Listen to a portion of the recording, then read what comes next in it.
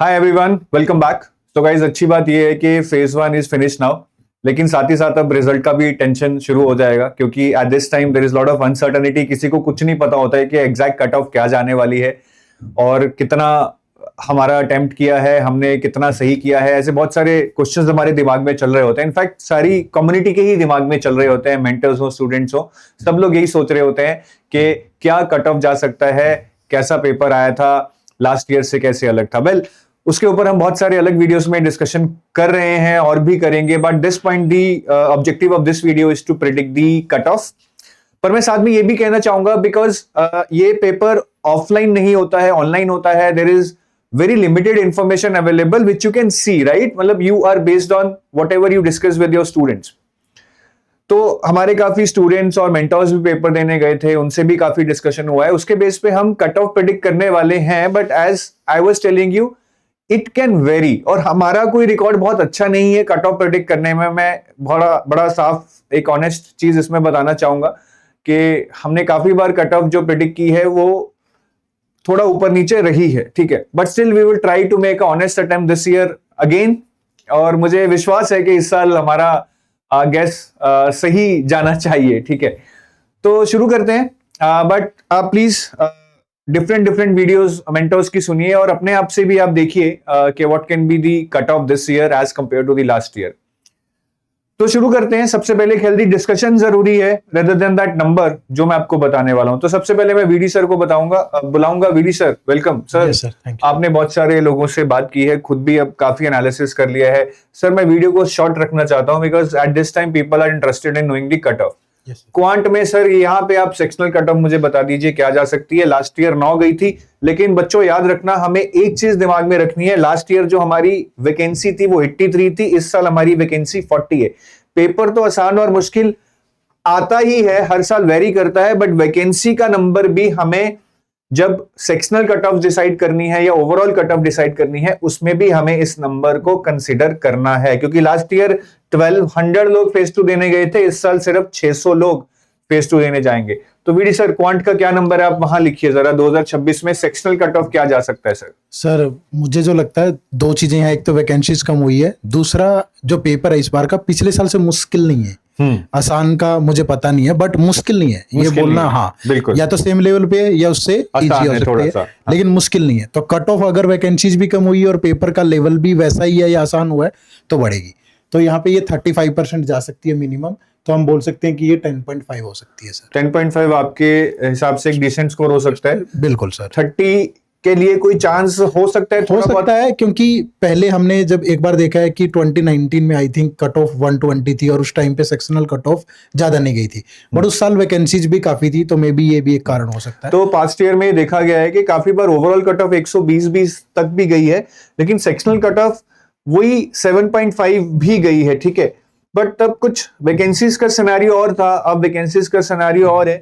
तो I think 30% अगर हम इसकी होप रखें, किसी को बोले तो बहुत मिनिमल होप एक रखी जा सकती है कि शायद एक चांस बन सकता है। इसको बिल्कुल भी हम जीरो नहीं बोलेंगे कि 30% पे कट ऑफ पक्का नहीं क्लियर होगी, बट अभी जो हमारा अनुमान है वो वीडी सर के अकॉर्डिंग 35% यानी कि 10.5 क्वांट में जा सकती है। Yes sir. क्वांट वीडी सर रीजनिंग में भी सेम, फिर सर 35% लेंगे तो ये 21 हो जाएगी सर। अब वीडी सर ने हर दोनों में 35% क्यों लिया, मैं इसका भी लॉजिक बता देता हूं। आप आरबीआई की पिछले कई साल की सेक्शनल कट ऑफ्स उठा के देखिए, सारे सेक्शंस में एक ही यूनिफॉर्म परसेंटेज रहता है। ये नहीं है कि इसमें 35% होगा अगर ओवरऑल का 35% मींस क्वांट 30 नंबर का आता है, उसका 35% 10.5। रीजनिंग 60 नंबर का आता है, उसका 35% 21। तो ये अभी तक नहीं देखा हमने पिछले 6-7 साल में कि एक सेक्शन में सेक्शनल कट ऑफ 30 चली गई तो दूसरे सेक्शन में 25। अक्रॉस दी सेक्शन एक ही परसेंटेज सेक्शनल कट ऑफ दी जाती है। तो बेसिकली अब आपको आंसर मिल गया होगा कि सब में सेक्शनल कट ऑफ 35% ही जाएगी। तो बीडी सर बोल रहे हैं इसमें 21, ठीक है। अभी इंग्लिश नरवीर सर हमारे साथ नहीं है, I had talked with Narveer sir, तो उनका तो मानना है कि इरिस्पेक्टिव ऑफ बाकी सेक्शंस का क्या जाएगा, वो कह रहे हैं सर इंग्लिश तो इस साल इजी था, अगर पिछले साल 30% गया था तो इस साल 35% जाना बिल्कुल भी कोई बड़ी बात नहीं है। वो तो बोल रहे थे इनफैक्ट इससे भी ज्यादा जा सकता है, बट क्योंकि यूनिफॉर्म रहने वाली है अक्रॉस द सेक्शंस, तो हम यहाँ पे अगेन इसमें 10.5 ही बोलेंगे, 35%। बाकी मैं गुरकीरत सर को बुलाना चाहूंगा। गुरकीरत सर, जीए में लास्ट ईयर 24 थी जी सर। जीए लास्ट ईयर रिलेटिवली थोड़ा सा मुश्किल भी आया था, इस साल तो जीए थोड़ा सा अनएक्सपेक्टेड आया बट आसान आया, वन लाइनर है, पेपर लेंदी नहीं था, लोगों ने काफी अटेम्प्ट्स भी किए हैं, आई होप ठीक किए होंगे। तो अब सेक्शनल कट ऑफ क्या जाएगी सर? यहाँ पे भी वही सेम चीज है कि 28 आप एक्सपेक्ट कर सकते हो, बिकॉज अगर 35% यूनिफॉर्म जाएगा तो यहाँ पे भी आप 28 एक्सपेक्ट कर सकते हैं सेक्शनल कट ऑफ। तो 27 हुआ सर? नहीं सर, 80 का 35 28 हुआ ना, 80 का 35%, ठीक है ठीक है। 28 मार्क्स गुरकीरत सर यहाँ पे बोल रहे हैं कि 28 मार्क्स हमारी जीए में जाएगी। जी सर, ठीक है। तो अभी ओवरऑल कट ऑफ पे हम आएंगे, ठीक है। ओवरऑल कट ऑफ के लिए हम सेक्शनल कट ऑफ पे डिपेंड नहीं हो सकते हैं, बिकॉज ओवरऑल कट ऑफ के लिए आपको और भी एडिशनल मार्क्स लेने होंगे। सेक्शनल कट ऑफ तो क्लियर करनी ही होगी, ओवरऑल कट ऑफ भी आपकी तभी क्लियर होगी। तो मैं दोबारा से वीडी सर को बुलाना चाहूंगा, आप दोनों यहां आ जाइए। हम जल्दी से यहां पर नंबर ऑफ एक डिसेंट स्कोर लिख देते हैं सर, जो हमें लगता है कि इस साल टॉप के 600 स्टूडेंट्स तो ले ही आएंगे, जो 15 into 40 मतलब इस बार क्रैक करेंगे। सर क्वांट में क्या होगा आपके मुताबिक? 12 मार्क्स सर।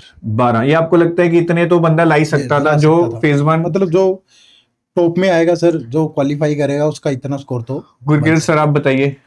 रीजनिंग में भी रीजनिंग में 28 सर। 28, हाँ काफी लोगों के मैंने देखे 30 प्लस अटेम्प्ट काफी लोगों के। इंग्लिश में 18 से 20 बोला था नरवीर सर ने, मैं लोअर साइड ले लेता हूँ अभी 18 की। 18 सर। जीए में बताइए गुरकीरत सर। सर 42 to 45, 42 लेके चलते हैं। चलो 42 ले लेते हैं। वैसे गुरकीरत सर 45 के हक में है, बट मुझे लगा कि पेपर हमें थोड़ा आसान लग रहा होता है, अटेम्प्ट ज्यादा हो गए क्योंकि टाइम ज्यादा था इस बार। क्वेश्चन वन लाइनर थे तो लोगों ने ज्यादा क्वेश्चन पढ़ के अटेम्प्ट किए, बट हार्ड गेसिंग भी की है।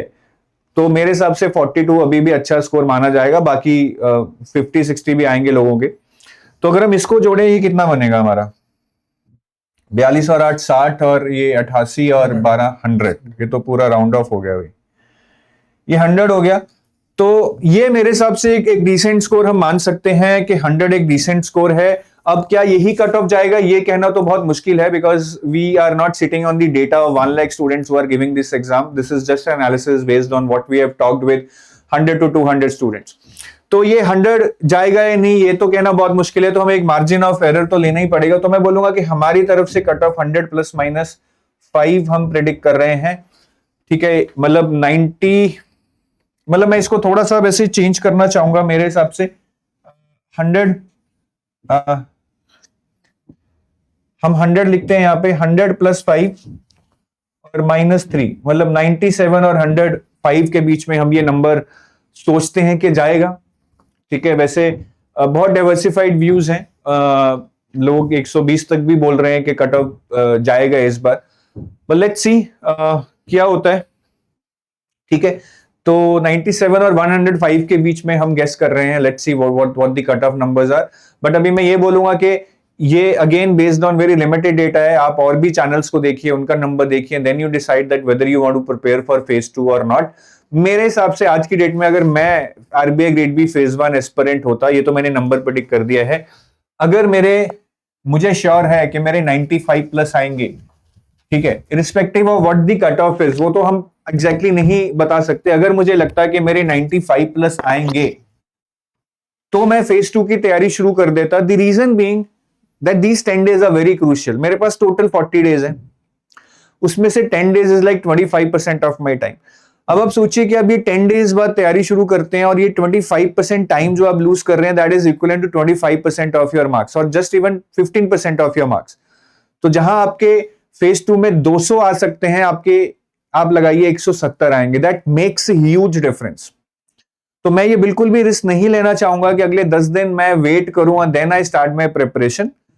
या तो मैं फिर बिल्कुल सोच लूं कि मेरा नहीं होगा and I switch to some other exams preparation, या फिर मैं इसकी तैयारी करता रहूं to be in the line of action, और रिजल्ट आने के बाद if it is not in my zone तो शायद उतना नुकसान नहीं होगा जितना ये 10 दिन पढ़कर मुझे फायदा होने वाला है। जितना मैं इस 10 दिन से गेन करूंगा वो मुझे आगे 30 दिन की तैयारी में बहुत हेल्प करेगा।